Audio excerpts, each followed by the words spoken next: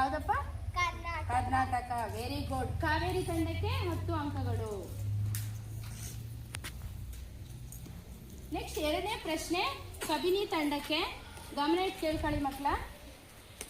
ನಮ್ಮ ರಾಷ್ಟ್ರಗೀತೆಯನ್ನ ಬರೆದವರು ಯಾರು?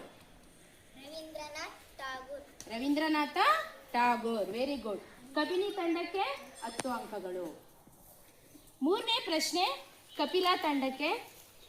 ನೀರಿನ ಅಣುಸೂತ್ರ ಯಾವುದು ಮಕ್ಕಳ? ನೀರಿನ ಅಣುಸೂತ್ರ ಗೊತ್ತಿಲ್ವಾ? ಈಗ ಈ ಪ್ರಶ್ನೆ ಯಮುನಾ ತಂಡಕ್ಕೆ ಪಾಸ್ ಆಗುತ್ತೆ. ಯಮುನಾ ತಂಡದ ಮಕ್ಕಳು ಹೇಳ್ಬೇಕು, ನೀರಿನ ಅಣುಸೂತ್ರ ಯಾವುದು? ಯಾವ್ದಪ್ಪ? H2O. Very good. ಯಮುನಾ ತಂಡಕ್ಕೆ ಅದು ಪಾಸ್ ಆದ ಪ್ರಶ್ನೆ ಆಗಿರೋದ್ರಿಂದ ಅವ್ರಿಗೆ ಎಷ್ಟು ಅಂಕಗಳು? 5 ಅಂಕಗಳು ಸಿಗ್ತಾ ಇದೆ. ಮತ್ತೆ ಹಾಗೆ ಕ್ವಶನ್ ಮುಂದುವರಿಯುತ್ತೆ. ಕಾವೇರಿ ತಂಡಕ್ಕೆ ನೆಕ್ಸ್ಟ್ ಪ್ರಶ್ನೆ.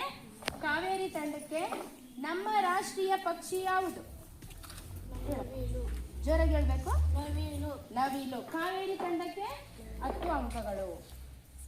ಈಗ ನೆಕ್ಸ್ಟ್ ಪ್ರಶ್ನೆ ಯಾರಿಗೋಗುತ್ತೆ? ಕಬಿನಿ ತಂಡಕ್ಕೆ. ಭಾರತದ ಸಂವಿಧಾನ ಶಿಲ್ಪಿ ಎಂದು ಯಾರನ್ನ ಕರೆಯಲಾಗುತ್ತೆ? ಡಾಕ್ಟರ್ ಬಿ ಆರ್ ಅಂಬೇಡ್ಕರ್ ಅವರು. Very good. ಕಬಿನಿ ತಂಡಕ್ಕೆ 10 ಅಂಕಗಳು.